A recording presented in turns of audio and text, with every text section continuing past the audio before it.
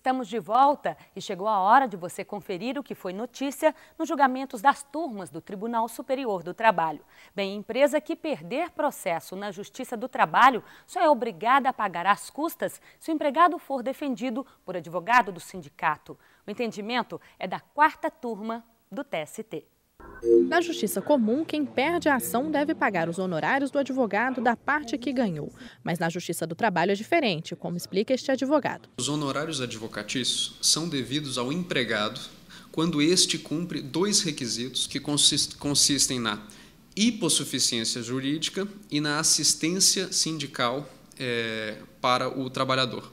A hipossuficiência, ela se caracteriza na impossibilidade de arcar com os custos jurídicos do processo ou no recebimento de até 2 salários mínimos pelo empregado. Com base nesse fundamento, uma empresa gaúcha não vai ter que pagar os honorários do advogado de uma ex-empregada. Ela ganhou a causa na justiça, mas a defesa dela não foi feita pelo advogado do sindicato da categoria. Por isso, a 4ª turma decidiu que a empresa não tem obrigação de arcar com as custas dos honorários. Para a relatora, ministra Maria de Assis Calcin, a trabalhadora só teria esse direito se realmente tivesse sido representada por advogado do sindicato, como manda a lei. Por exigir certidão de antecedentes criminais, uma empresa de call center vai ter que pagar R$ 5.000 por dano moral a uma trabalhadora. A decisão foi da 3ª turma. Na hora da contratação, documentos como identidade, CPF, comprovante de residência, carteira de trabalho e exames admissionais são exigidos do futuro empregado. Algumas empresas também pedem certidão de antecedentes criminais para saber se o candidato está em dia com a justiça. Eu acho que é um direito da empresa saber quem ela está contratando, os antecedentes dela, o que ela já fez em outra empresa ou não. É constrangedor, mas é um meio da empresa, de quem estiver contratando, um meio de se resguardar. Este advogado explica que as empresas devem tomar cuidado quando forem exigir a certidão de antecedentes criminais na hora da contratação. O que se recomenda é que a própria empresa faça o levantamento da vida da pessoa que ela vai contratar. Por quê? Porque em algumas atividades ele vai trabalhar com valores, ele vai trabalhar com segurança de outras pessoas, ele vai entrar em estabelecimentos ou residências de outras pessoas e a empresa tem a necessidade, nesse caso, de se fazer representar por pessoas honestas. Agora, ela não pode criar constrangimentos para fazer a apuração se a pessoa é honesta ou não. Para ex-presidiários, o pedido de certidão criminal pode atrapalhar na hora de voltar ao mercado de trabalho. Por isso, o Conselho Nacional de Justiça criou o Começar de Novo, programa que ajuda o ex-preso a se reintegrar na sociedade. Ela, infelizmente, acaba dificultando, sobretudo para aquele preso que está em livramento condicional, porque eles ainda, infelizmente, está cumprindo a pena. O sujeito nunca vai conseguir no livramento condicional, ou geralmente tem grandes dificuldades para conseguir no livramento condicional algum trabalho, depois de cumprida a pena, sim. No Paraná, uma atendente de call center entrou com ação na Justiça do Trabalho e afirmou que sofreu danos morais depois que a empresa que a contratou exigiu a certidão de antecedentes criminais. Depois de analisar o recurso, o TRT condenou a companhia ao pagamento de R$ 5.000 de indenização à trabalhadora. A 3ª turma do TST confirmou a decisão regional e o relator do caso, o ministro Alberto Bresciani, concordou que as empresas de call center não precisam exigir certidão de antecedentes criminais, já que para exercer a profissão não é necessário que se comprove o passado criminal da trabalhadora. De acordo com a lei, o empregado que sofre acidente de trabalho tem direito à estabilidade provisória por 1 ano. Mas a 2ª turma do TST decidiu que o benefício vale para quem tem contrato por tempo indeterminado. Veja por quê.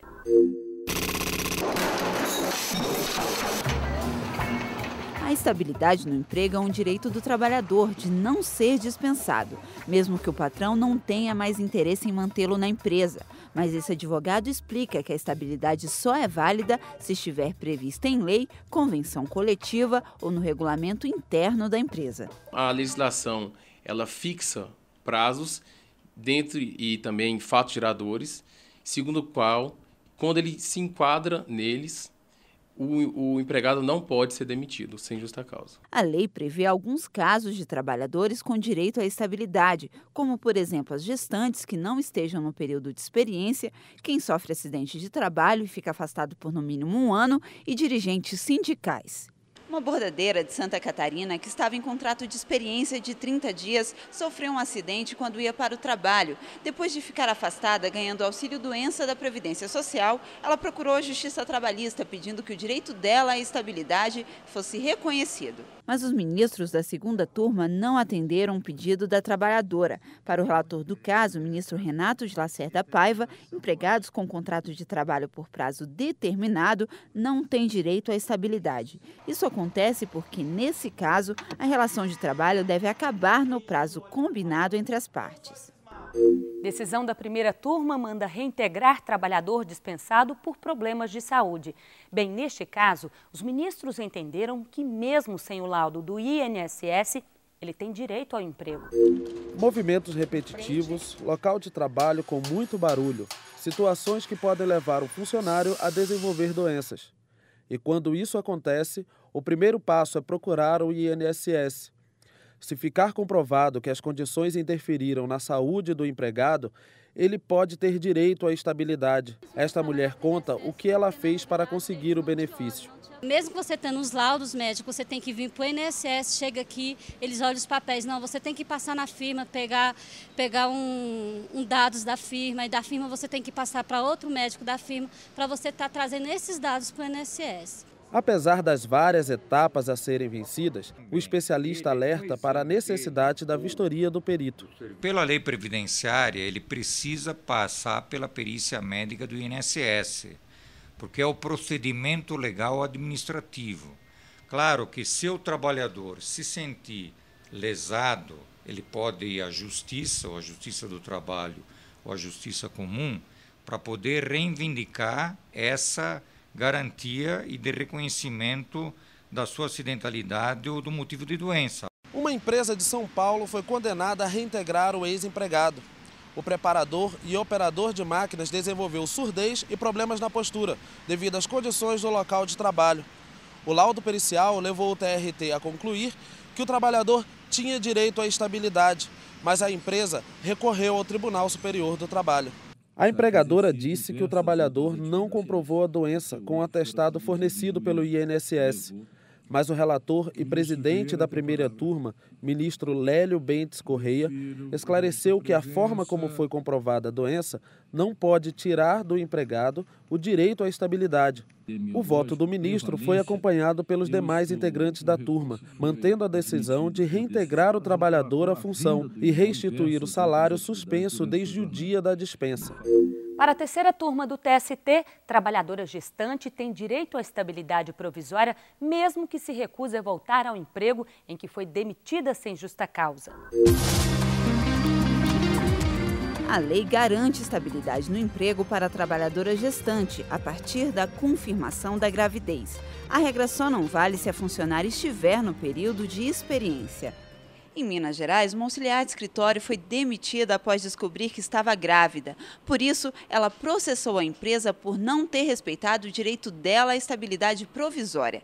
Em juízo, a empresa propôs que a trabalhadora retornasse ao serviço, mas ela não aceitou. A Justiça Mineira não deu razão à trabalhadora por entender que ela abriu mão da estabilidade quando se recusou a voltar ao emprego. Mas não foi assim que o TST entendeu. Para o relator do caso, o ministro Aloísio Correia da Veiga, o direito de estabilidade da gestante é garantido pela Constituição Federal e não pode ser negado mesmo que a trabalhadora não queira o emprego de volta. Por isso, ela tem direito de ser indenizada. A Caixa Econômica Federal não pode ser responsável por empregados de casas lotéricas. Caso contrário, os donos dos estabelecimentos perdem a autonomia sobre os funcionários. Essa foi a decisão da quarta turma do TST. As casas lotéricas não recebem só apostas. Elas também fazem transações bancárias, como, por exemplo, receber pagamento de água, luz, telefone e boletos em geral. O Ministério Público do Trabalho de Sergipe moveu uma ação civil pública contra a Caixa Econômica Federal por entender que o banco é responsável pelos funcionários. Para o Ministério Público do Trabalho, a Caixa Econômica teria que adotar nas lotéricas as mesmas medidas de segurança das agências bancárias. Além disso, deveria igualar o trabalho dos funcionários das lotéricas com as dos bancários. Mas o Tribunal Superior do Trabalho não concordou. Para a relatora do caso, na 4ª turma, ministra Maria de Assis Calcin, apesar da iniciativa do Ministério Público do Trabalho defender os direitos dos trabalhadores, não seria possível responsabilizar a Caixa, já que isso poderia prejudicar o gerenciamento dos donos das lotéricas nos trabalhos dos empregados. Quase 2 anos sem receber salário. Foi o que aconteceu com um médico de um hospital público em Santa Catarina. Agora, a 3ª turma condenou o Estado a indenizar o profissional.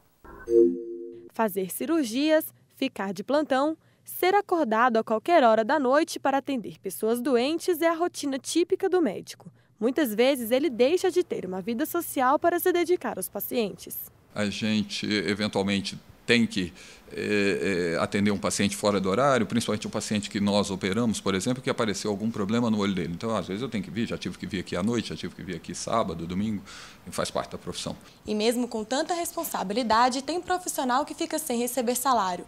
Foi um caso de um médico em Santa Catarina, que trabalhou para o Estado durante quase 2 anos. Além de não receber, todo mês ele ainda era obrigado a pagar R$ 1.800 para ser credenciado a uma empresa de plano de saúde. Por isso, ele recorreu à Justiça contra o Estado, pedindo indenização por danos morais. O Estado alegou que o médico não era concursado e que, por isso, anulou o contrato dele, se livrando da obrigação de indenizá-lo. Mas este advogado explica que trabalhar sem concurso e não receber por isso pode sim gerar indenização na Justiça do Trabalho. Se houver prestação de serviços para o Estado sem o concurso público, isso não exime a administração pública de ter que ressarcir aquele serviço que foi prestado para aquele trabalhador. Na 3ª turma do TST, o relator do caso, o ministro Alberto Bresciani, condenou o Estado de Santa Catarina a indenizar o médico em R$ 18 mil. Para o ministro, mesmo que o contrato tenha sido anulado, ficou comprovado que a falta de salário prejudicou o trabalhador. Manter o uniforme limpo é exigência que vale para todo funcionário, não é mesmo? Mas arcar com os custos dessa limpeza é obrigação do empregador. Esse foi o entendimento da 5ª turma do TST, que condenou um frigorífico de Roraima a pagar os gastos que um funcionário teve com a lavagem diária do uniforme. Veja na reportagem especial dessa semana. Carrega a carne daqui, corta de lá. Desse jeito, manter o uniforme sempre branquinho vira um desafio. Tem que lavar a bota, avental, o capacete, as mãos, toda hora que sair. Dá trabalho, dá, né? Mas tem que lavar todos os dias. A rotina de quem trabalha em frigorífico exige contato direto com carnes. E se por um lado fica difícil manter tudo no lugar, por outro é preciso ficar de olho na higiene para evitar contaminação. Todo e qualquer estabelecimento sob registro no Ministério da Agricultura, quer seja de abate ou de processamento industrial, de carne, de leite ou de ovos, ele deve ser mantido em condições de higiene antes, durante e após os trabalhos industriais. O TST deu razão ao funcionário de um frigorífico de Roraima. Ele alegou que perdia quase 1 hora por dia lavando o uniforme. E para que tudo ficasse limpinho, o trabalhador que ganhava R$ 630 por mês tinha que gastar 30 com amaciante, sabão em pó e água sanitária. Ele não quis pagar a conta sozinho. O relator do caso na 5ª turma, ministro Emanuel Pereira, destacou que a empresa é que deve se responsabilizar pela limpeza do uniforme do empregado. Agora, ela vai ter que pagar tudo que o profissional gastou com material de limpeza durante os 5 anos que trabalhou no frigorífico.